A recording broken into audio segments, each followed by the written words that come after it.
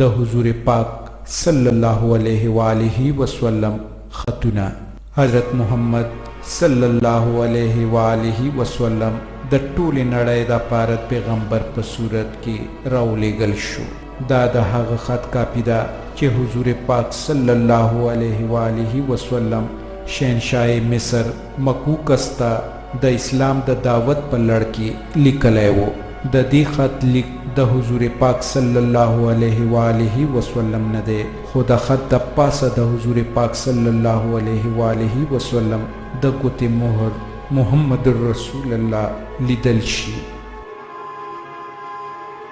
موتا د بلاد شام باچا د هرکل گورنر ته حضور پاک صلی الله علیه و آله وسلم یو قاصد ولېږلو چې په زرګونو کیلومترو په اسو یوازې په تود ریګستانو او د وادو نه په تېرېدو حضرت حارث العمیر بن اسدي موتا ته لاړ او گورنر ته یې د حضور پاک صلی الله علیه و آله وسلم خط وړاندې کړو.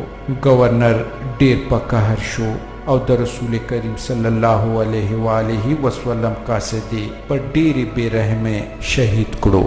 دا یو قانون و چې هیڅوک به قاصد نه وژني.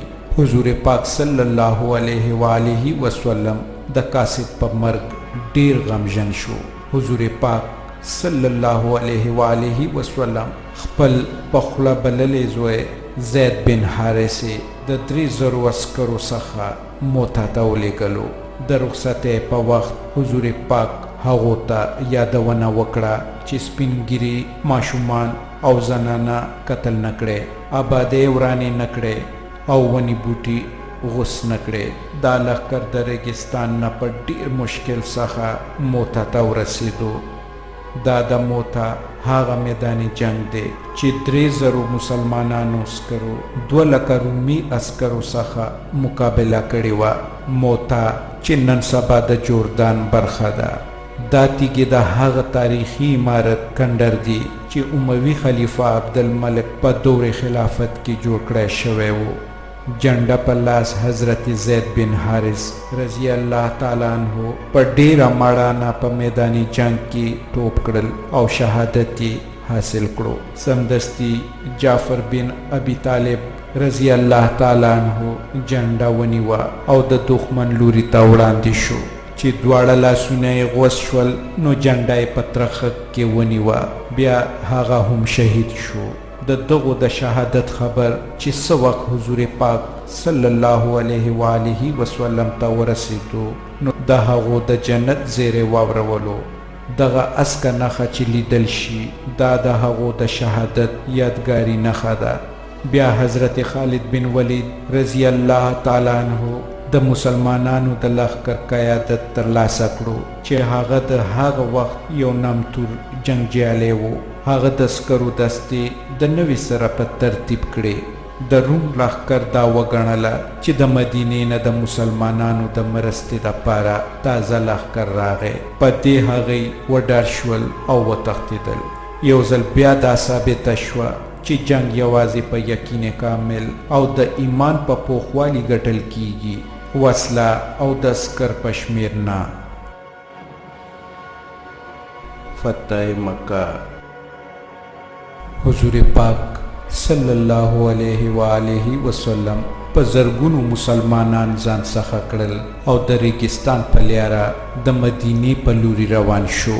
د مکې قریش او هغه اوچت او مالداره خلق چې حضور پاک صلی الله علیه و آله وسلم او د هغه ملګري د خپل وطن او د کورونو نه بې کوره کړي وو او ډېر ظلمونه هم پې کړي وو. هغوی ټول مغلوب شول او حضور پاک صلی الله علیه و آله وسلم په وړاندې حاضر شول.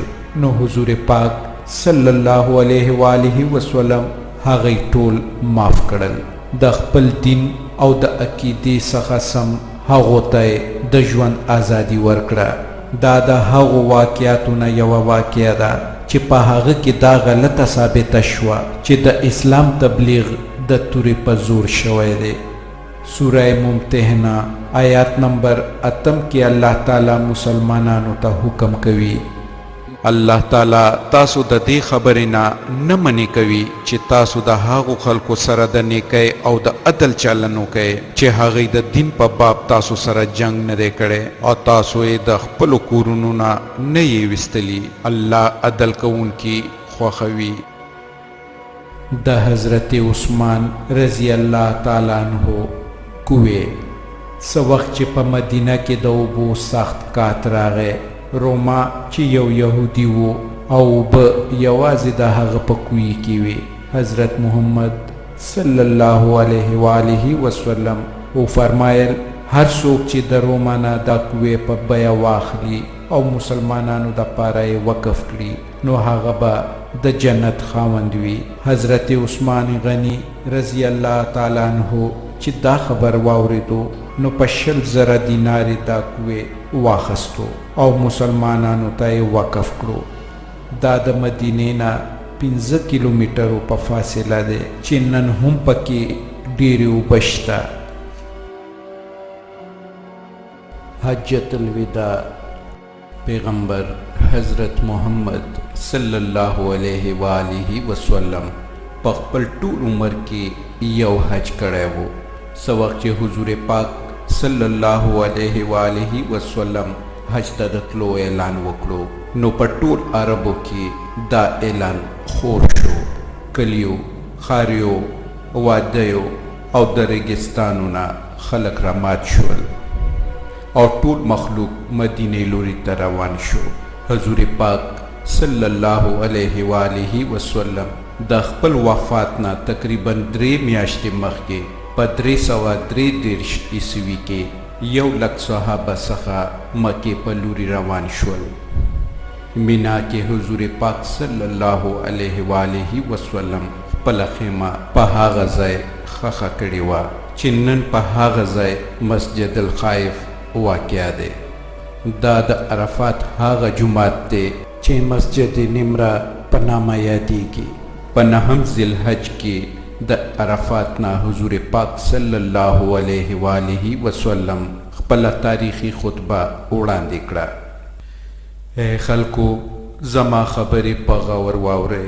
په تحقیق سره کیدای شي چې د دې کال نه وروستو زه تر ابده تاسو کې پاتې نشم. ستاسو وینې او مالونه په یو بل داسې حرام دي لکه دا نن ورځ په تاسو حرامه ده، هم دې میاشت کې او هم دې ښار کې. د ښځو په باره کې د الله نه ویریږئ ځکه دی الله پاک تاسو ته بطور امانت درکړي دي. د دې شرمګاهونه د الله په حکم سره تاسو دپاره حلال ګرځول شوي دي او د دې په تاسو دا حق دی چې تاسو د دې رزق او جامه په ښه طریقه ورکړئ او ما په تاسو کې هغه څه پریښي دي که تاسو هغه ټینګ او مضبوط ونیسئ نو تاسو به هیڅکله بې لارې نشئ. هغه د الله تعالی کتاب او د هغه د رسول سنت دی. ای خلکو، یقینا زمانه رستو بل نبی نشته او ستاسو نه رستو بل امت هم نشته. خبردار، تاسو د خپل رب عبادت وکړئ او خپل منځونه ادا کړئ. هغوی ټولو وویل مونږ ګواهي کوو چې تاسو دین ورسولو او د دې حق دې ادا کړو او امت ته دې نصیحت وکړو.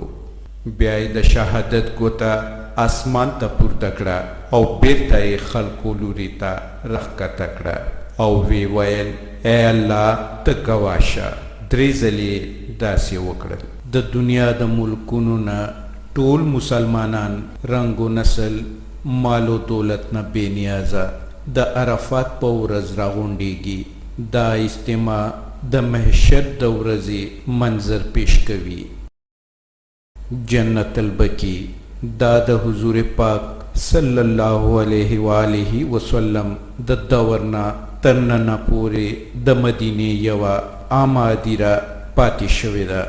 په دې ادیره کې د حضور پاک صلی الله علیه و آله وسلم ازواج مطهرات، زوی او حضرت عثمان غنی رضی الله تعالی عنہ او نور زبرگان، نرینا او ښځې دفن دي. د حضور پاک صلی الله علیه و آله وسلم وفات 12 ربیع الاول دا هغه ورځ ده چې آخري پیغمبر رحمت العالمین حضرت محمد صلی الله علیه و آله وسلم د رسالت سلسله ختمه کړه او د دې دنیا نه پرده وکړه. د حضور پاک صلی الله علیه و آله وسلم وفات د حضرت عائشہ رضی الله تعالی عنها په کور کې وشو او هملته خاورو ته وسپارلی شو.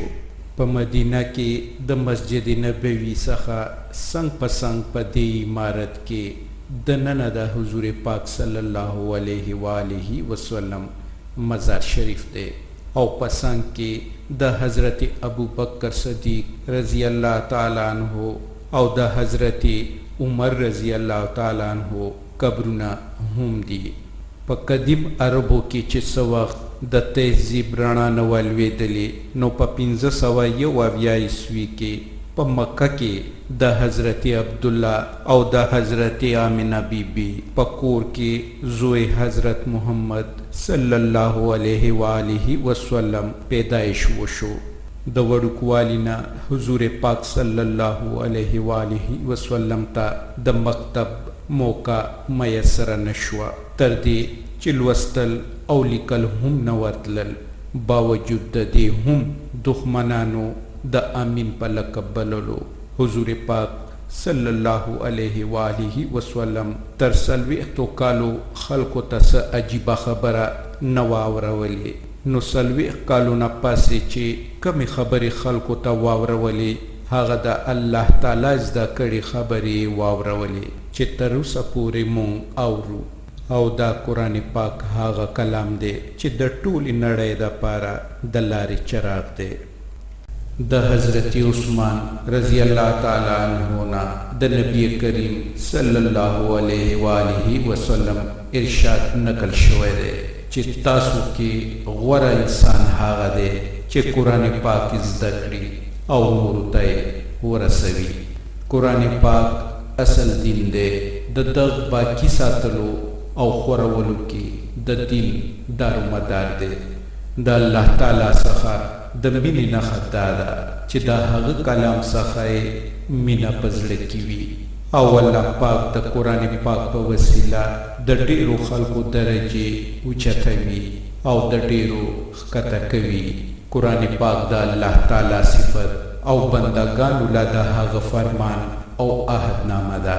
د وفاداری او تابعداري د الله تعالی وفاداری او تابعداري ده او دغه شان د دین انحراف او بغاوت د الله تعالی نه انحراف او سرکشي ده او د الله تعالی فیصله ده چې کم کام او کم امت که هغه د هر نسل نوي او که هر رنگ نوي او هغه که هر ژبه وایي قرآن دې هغه خپل رهنما وګرځوي او خپل ځان دې د هغه تابعدار کړي او د هغه څخه دې هغه تړون وساتي چې د کلام الله کېدو په حیثیت څخه د هغې حق دی.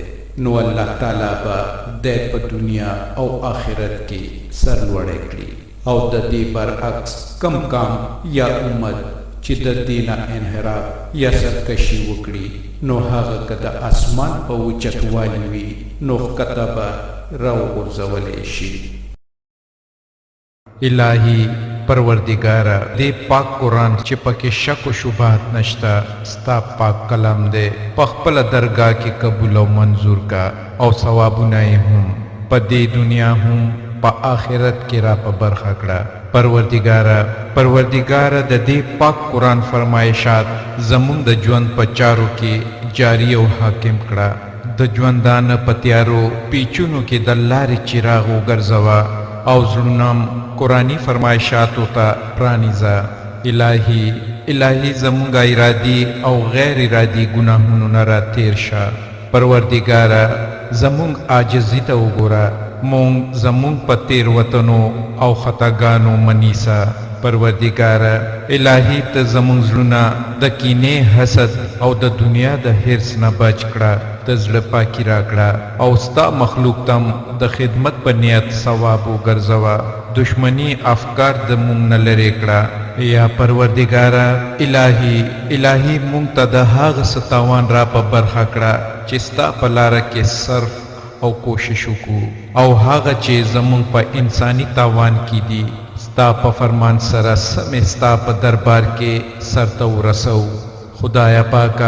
خدایا پاکه ته او یوازې ته یې د ټولو مخلوقاتو د پیدایش خالق او ستا پاک حضور ته د ټولو ورګرځېدل دي زمونږ زړونه په خپل وحدانیت ټینګ او مضبوط وګرځوه د شیطان د شرک او وسواس نه چې تا په خپله پې لعنت کړی او شړل شوی د بندگانو دشمن دی او ستا د مخلصو بندگانو د لارې په سر ناست او په غلطه لاره یې بیایي بچ کړه او په خپلو هدایاتو روان کړه الهی پروردگاره ته مولای ته حقیقي باچا ته مالک او کبریا او په ټولو برلاسې او د قدرت خاوند پروردگاره سوا ستا د پاکې درګاه نه بله د دعا او د استغفار درګاه نشته خپل د دعا لاسونه ستا په دربار کې اوچت کړي دي مونږ د خپل درباره نه امیده کومه الهی ستا عاجزه او خطاکار بندگان یو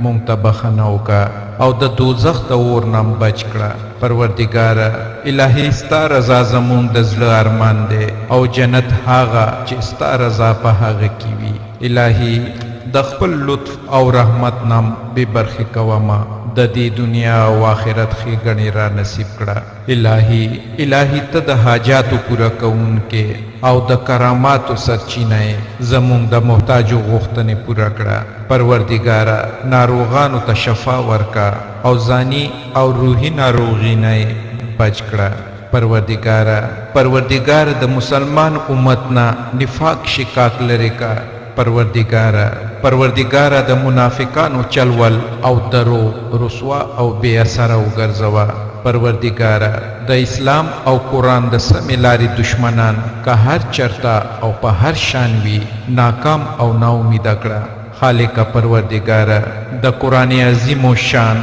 تلاوت او پښتو ترجمه د دې البم په خاطر چې زه خپل بنده دې منتخب کړم او بیا دې دا وس او همت راکړو چې مکمل مې کړو او خپل دربار ته دې خدمت لپاره مقرر کړم او زه ستا په دربار کې د سجدې سر ږدم او شکرونه ادا کوم پروردگاره ستا په لاره کې زما دا خدمت په خپل دربار کې قبول او منظور کړه پروردگاره د دې کار ثوابونه زما مور پلار اهل و عیال خپلو خپلوانو او ټولو مسلمانانو خویندو وروڼو ته د دې دنیا او د آخرت اجرونه نصیب کړه مونږ او زمونږ پلارونه نیکونه وبخه پروردگاره په دنیا کې مظلوم مسلمانانو ته خپل مدد ور په برخه کړه پروردگاره الهی د دې پاک قرآن فرمایشاتو ته زمونږ په زړونو او دماغ کې ځای ورکړه تر څو د دې دنیا په څو ورځني ژوندانه او د هغه د شور ماشور نم سلامت پړاو ته ورسوي الهی پروردگاره د زنکدن او د قبر عذاب په مونږ آسان کړه او د لا اله الا الله محمد رسول الله کلمم په جبر روانه کړه او مسلمانم د دې دنیا نه بوزه الهی پروردگاره ته هغه وکړه چې په آخر کې ته دې مونږ نه راضي شې او مونږ کامیابه آمین ثم آمین